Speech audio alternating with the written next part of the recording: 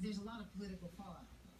Yeah, we would expect in a case like this in any administration for the prosecutors to work off what the FBI found. This was not a mixed ruling. This was not presented as a close call. Quoting FBI Director Comey, this was no evidence to move forward with charges. Indeed, quote, no reasonable prosecutor would do so.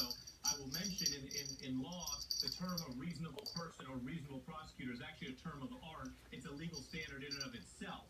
That means there's no way something should be done. So no reasonable landlord should leave out, a really unsafe environment. No reasonable prosecutor would do something. So he is putting this as firmly as he can. So to your question, I would expect prosecutors to accept that and leave this as essentially a resolved matter in closed case. A couple other points just that I think came out of FBI Director Comey's remarks. I think number one, the compliance with the inquiry is important. You mentioned her lawyers as well as Secretary Clinton complying. Number two, the State Department lacking in security culture. That is not a legal finding of criminality, but it's certainly not a good thing for law enforcement to find about your agency. Number three, Clinton extremely careless. That's a headline we talked about again. Not criminal, but problematic. Number four, and this will be a big fight, I would expect, Andrea. When Director Comey spoke about the classified material at the time, he notes that, quote, only a very small number of those emails were actually marked classified. So it is well within the FBI and other agencies' purview to say what they think was classified. But for folks at home trying to understand this who aren't familiar with interagency grappling, what that means is the bulk of these emails were not actually written or marked classified. So we would expect the Clinton folks to say, hey, they weren't marked classified. What we're hearing from FBI Director Comey is, well, you know how this works. You should have known that kind of material. And finally, the last thing I'll say, the way that he talks about the evidence, I think, will be significant and quoted a lot for folks and skeptics. No evidence for charges. No reasonable prosecutor should move forward with this kind of case. Indeed, quote, no case in history where this kind of conduct would lead to charges. I would call that a pretty shut door legally.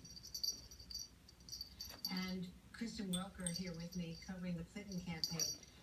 Kristen, how many times have we heard Hillary Clinton say nothing was marked classified when it was sent or received? That's been her out all along.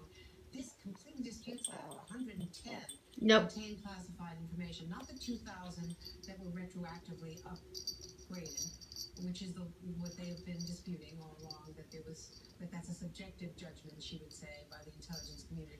But that 110 of them, that is significant, were, according to the FBI director, classified at the time they were sent to receive, whether or not they were marked that way. That's right. That has been Secretary Clinton's main line of defense, that she never sent anything that was classified at the time. And of course, as you point out, Director Comey said that's just not the case today. So politically, that is going to be so difficult today because she is going to be holding her first joint appearance right here in Charlotte with President Obama. It's undoubtedly going to cast a cloud over this event. I have my Charlie. Do as well, Andrea. You Charlie. Contact the Clinton campaign. No reaction. Charlie. But we do know that right now they're trying to determine Come on. exactly how they're going to respond to this.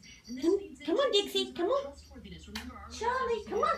No, not here. 69% of voters say that issues surrounding her trustworthiness are an important issue in this campaign. This is a liability in a general election, and it continues to give Donald Trump